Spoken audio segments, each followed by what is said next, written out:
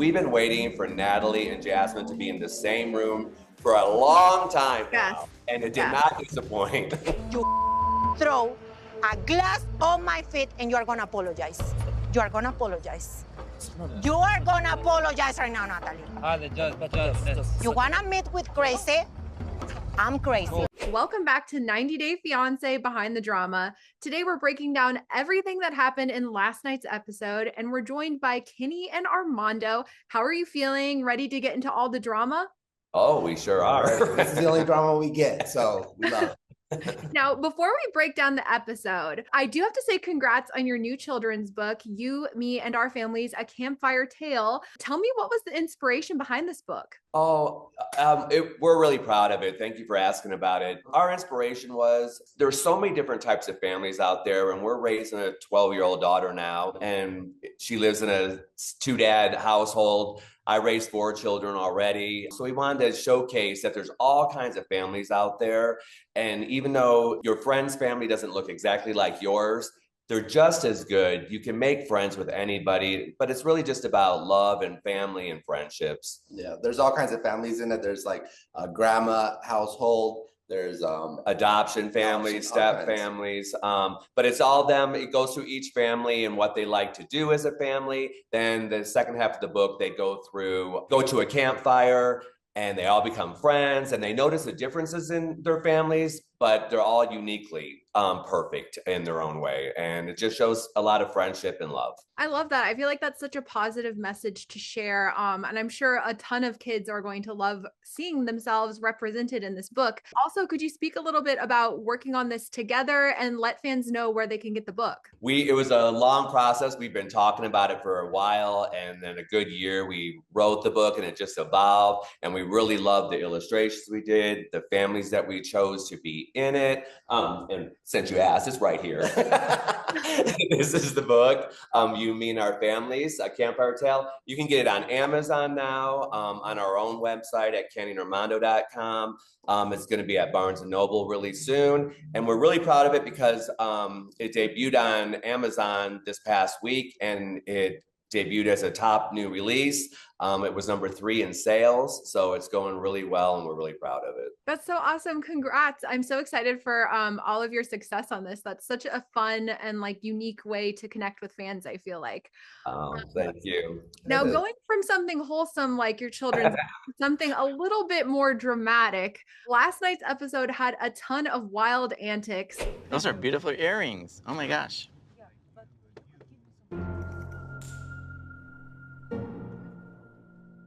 Are you serious? Like for real, who compliments someone's earrings? Show me some passion, show me some desire. If he really wants to save this marriage, he has to do better than, oh, Jasmine, nice earrings. The group went out to the club, and on the van ride over, Gino tried to compliment Jasmine's earrings, which she wasn't into. What do you make of their relationship so far this season? Because they've been having some mostly downs, not so much ups. Mm-hmm. Yeah, well, I think we've always seen that. We have always seen that they love each other, at least is what we think. But it has been a very interesting relationship on how they don't get along, but they want to fight for each other always. And, you know, I've always rooted for them because I do love Jasmine. I've said it many times before, but I don't know if it's time to call it quits now. Yeah, it's like they haven't learned each other, meaning Gino has not learned what Jasmine really wants and what she really wants out of this relationship. He doesn't know how to compliment her. That's all she wants, is to be told she's gorgeous all the time and be doted on, and he doesn't quite get that. Yeah. And he actually, in a past episode, had accused her of cheating. Do you believe that's true? Or it seemed like there was maybe something going on with a friend, but she spoke with us in the most recent episode of Behind the Drama, and she clarified that he is just a friend. Yeah, you got to believe her if she says so, you know, until otherwise is shown. And when we saw her on one of the episodes where she was talking to this friend, she did talk about how she loved Gino. And so it doesn't sound like she's talking to someone that she has some interest in. Yeah. And I will say this, Kenny did say behind the scenes here with us, he said she really does love him because no one would suck someone's toes that they don't love. He said that. So I agree with that. I think it's true. Oh my gosh. I fast forward through those scenes. Those are too much for me. I can't watch the toe scenes. I can't. It's too much. I can't take it. Yeah. What do you think it would take for them to mend their relationship while at the resort? Wow. They both have to not be so proud and just let down all the walls and really see each other, really hear each other, and figure out what each other wants and not try to win every fight. Yeah. You know what? You got to pick and choose your battles. Where's your husband? Not next to you. Oh, he won't talk to me. Oh, wow. He's not gonna even walk over to me. I don't know, it doesn't make any sense. It's embarrassing, like, you know, as a husband, like, you don't treat your wife like that. It's not jealousy of these other girls. Like, I know that there's nothing going on between them. They're all here to work on their relationships, and that's why we're here. We're trying to work on it, but he's still giving me the silent treatment. Now, while at the club, they weren't the only ones who were up to some antics. Benny was dancing it up with the other women, and Ari ended up getting so upset over the situation that she locked herself in the bathroom. Did you think she was being dramatic? What did you make of that? Yeah, I mean, we did think it was a bit dramatic and her locking herself up in the bathroom. It was kind of childish for us, but to be honest, this season I didn't expect much from them. Meaning, I didn't think it was going to be this bad, their marriage, and it's like the biggest shocker for me of how things are.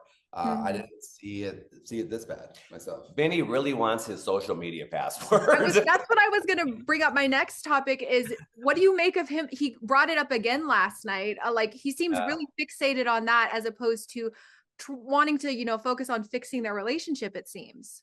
Yeah, and what makes me sad about that is that Avi is in the middle of this. You know, they do have a child, and I think he is liking Vegas. He's liking the attention, and you know, being a stuntman and what he does for a living. I think he's liking the attention, and obviously social media goes into that as well. So I am surprised to see this side of Benny for sure. I think a lot of it is he just it's more of a trust thing with him. It's like she's holding these passwords hostage, and it's not her business to be doing that. This is his emails, his social media. She should not be doing that. So there's more to it than just wanting that, I think. I'm not gonna give him his passwords now because I don't remember them off the top of my head, but I am making the promise to him that I will give him the passwords to his social media, to his email. Ever since we got to the retreat, it's just been like negative thing after negative thing, and I feel like maybe I can try to change the course of things by extending an olive branch to Benny and, you know, move forward from here. And she did end up saying that she's going to give them back his passwords. Do you think that this could potentially help heal their relationship? I mean, she hasn't actually given them back yet. She's just saying she will. Yeah. Either she'll give him back and he'll hightail it out of there because that's all he really wanted, or maybe it will be a good olive branch, you know, and maybe they can start healing something there. Yeah, it does seem like kind of the straw that broke the camel's back. It's not really about the passwords. It's a deeper issue, like you said, maybe about trust or other things. So I guess we'll just have to see how that unfolds with them throughout the season. I wish I hadn't come here. What do you mean you wish I hadn't come here? Like at all in therapy or this club? This club. Level? I want to be married to somebody who's ready to be a mom, not a stripper. That is not fair. Brandon say my behavior not exactly what he expects for mother of his children. I know I'm not ready to be a mother, but I think Brandon should always support me. But he are so angry because I have a fun, and he are jealous I have a fun without him. Another couple that got into an argument over dancing was Brandon and Julia. He was upset with her dancing on the tables. Do you think his reaction was fair, unfair? I think it was fair because I think she got a little bit too into it. It looks like she hasn't been out in a while. Yeah. So, you know, and she really wanted to put it out there. And if things were showing that shouldn't be showing, I'd be a little upset too. Yeah, I think that part maybe was a little too much if she was showing something she shouldn't have been. But I think she was having fun, and I didn't see it all that wrong myself. You know, yesterday, I think you told me that like someone doesn't like me. Who is it that doesn't like me? Behind first person.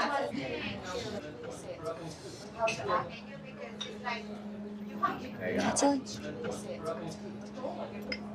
Well, there's some drama going on here. What's going on? Now, let's get into what was going on with the biggest drama of the night, Sophie and Natalie. Before we get into their whole fight, whose side were you on prior to their confrontation with how Natalie was being pretty passive aggressive with Sophie, and Sophie was kind of trying to keep it on the DL that Josh had been DMing her?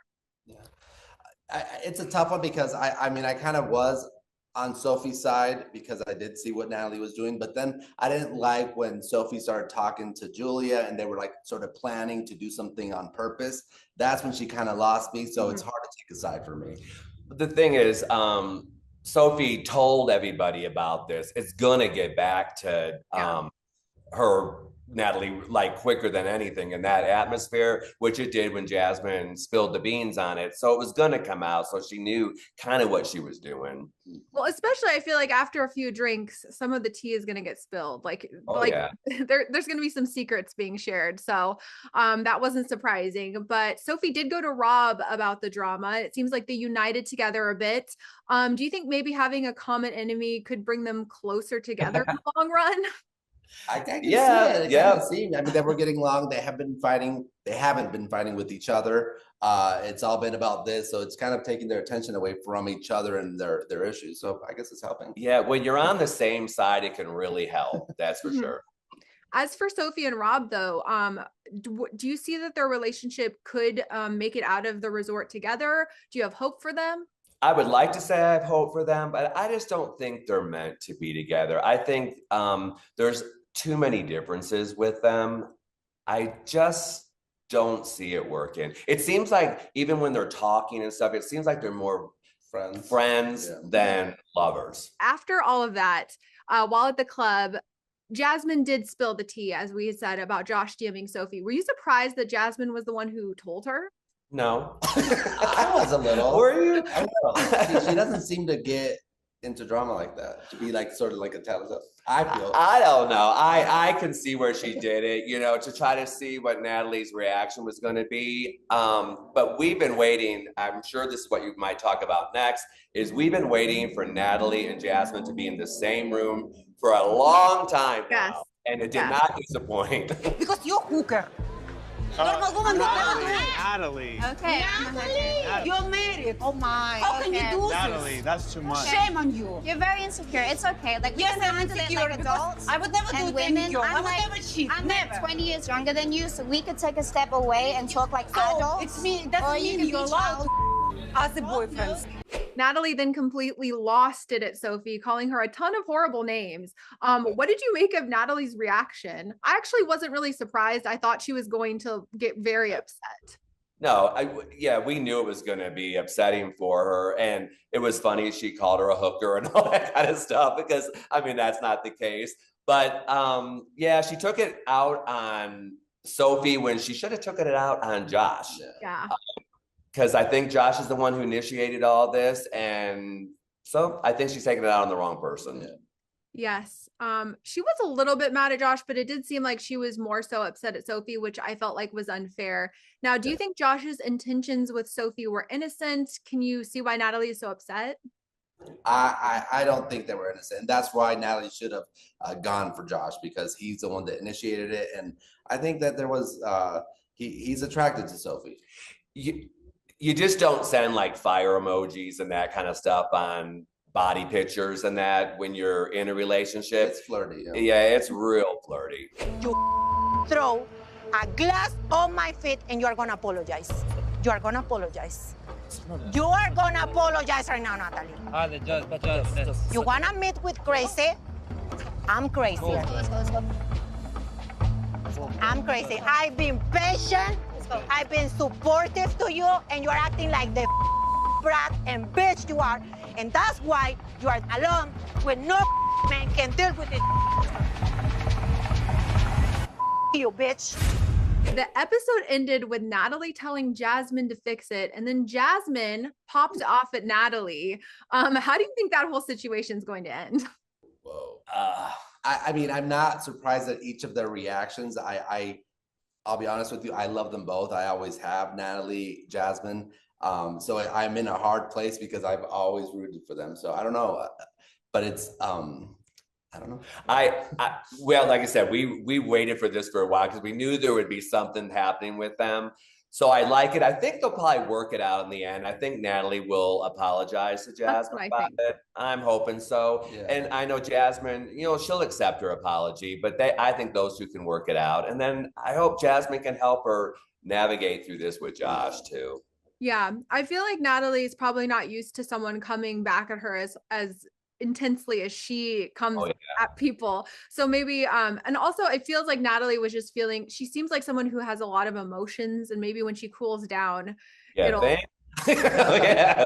Yeah, and I think she messed with the wrong woman when she got on Jasmine's skin. But she needed that a little, yeah, I think she needed to be put in her place a little bit because she can come off a little snooty and a little bit above everybody else, and sometimes you got to bring them down. Yeah. Now, what are your favorite parts about watching this type of show? Because my personal favorite parts are scenes like this when they go to the club and everyone is together. Those are my favorite things to watch, is everyone interacting, because I feel like that's just when all the juicy stuff goes down. Yeah. Oh, that's the best. That's the best when you find out people really get real then, right? I mean, you really find out what's going on with them. And once you get a couple drinks in you, people talk. No, we've always liked, seeing the different casts, and even throughout different shows of TLC and 90 Day, seeing them together and getting more juicy details. And I'll be honest, this season has our complete attention. Yeah. It is so good. We love the cast. We love where things are going, and we're on the edge of our seats for sure. Out of all the couples, who are you rooting for to make it this season? Wow. Stacey and Florian, I would really like to see make it. In a lot of ways, I would really like to see Jasmine and Gino make it because, I mean, they're an odd pair. You would not think these two would ever be together, but I really think there's a love there. And if they, like I said, if they can get rid of all the crap and really see each other, I think they would have a chance.